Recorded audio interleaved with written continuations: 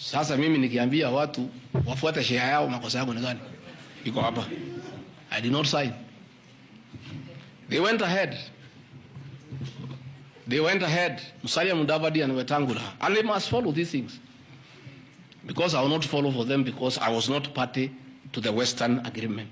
The agreements were with regions. So when people say I'm dividing regions, I'm simply following the Kenya Kwanza agreement of the way it was debated. They went ahead and said, Article 22 of sharing agreement set out a list of priority projects which Kenya Kwanza would endeavor to fulfill in the ANC and Ford Kenya strongholds of Western Kenya between 2022 to 2027 on a priority basis. Musalia Mudavadi and Wetangula signed a package for Western Kenya. I've never had anybody call them tribalists, but they signed an agreement demanding for Western Kenya.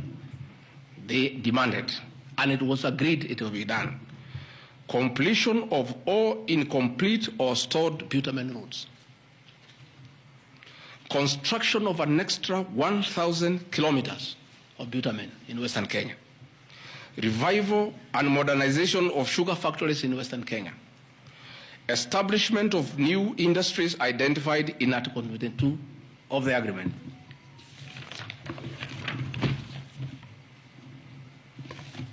Ladies and gentlemen, this is the Kenya Kwanza agreement on shareholding. What crime has Gachagua committed to be impeached by saying what President William Ruto appended his signature to, with Musalia Mudavadi and Wetangula who will preside over my impeachment? What crime has this man committed? The crime of this man is just being truthful, because people do not want these things to be known. That is the problem. People have a problem that I'm a truthful man. The people of Western Kenya has now known today what their leaders signed with President William Ruto. It is upon them to demand their share as per this agreement. I did not sign this agreement. I will read the people who signed. But because I was present and I'm a truthful man, I fight for the people of Western Kenya. Power sharing agreement between Kenya Kwanza and PA of Amason Kingi. I want to give two examples. Yeah? In accord with Article 8 of the agreement, PA would be allocated the position of the Speaker of the Senate. He negotiated for himself.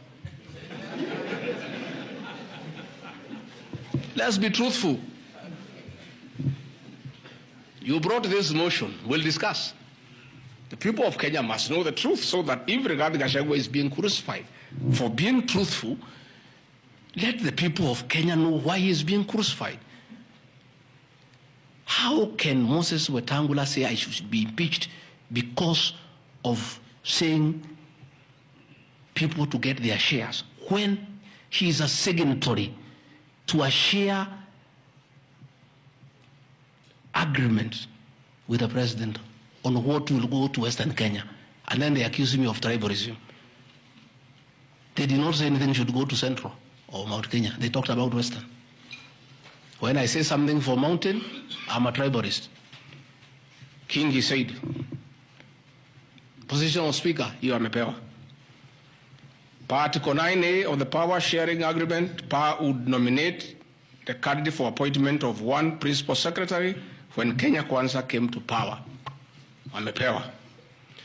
For Article 9B, the Power Sharing Agreement, Kenya Kwanza and PA would agree on what share of national government positions, cabinet secretaries, principal secretaries, high commissioners, ambassadors, diplomatic and consular representatives, chairpersons, state corporations, etc., etc.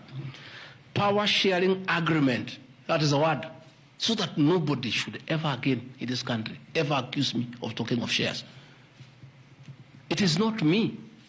It is my boss, President William Ruto, who appended his signature with other leaders that Kenya is like a company of shares.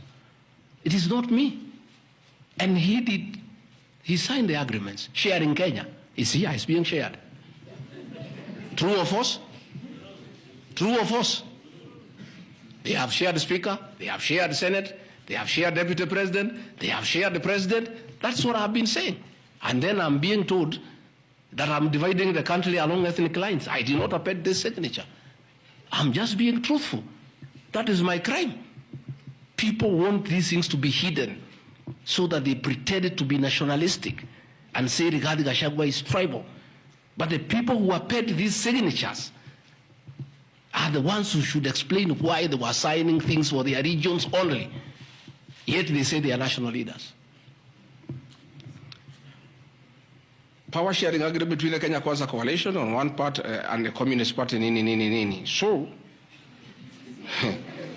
Service Party, at least I saw Chama cha Kazi.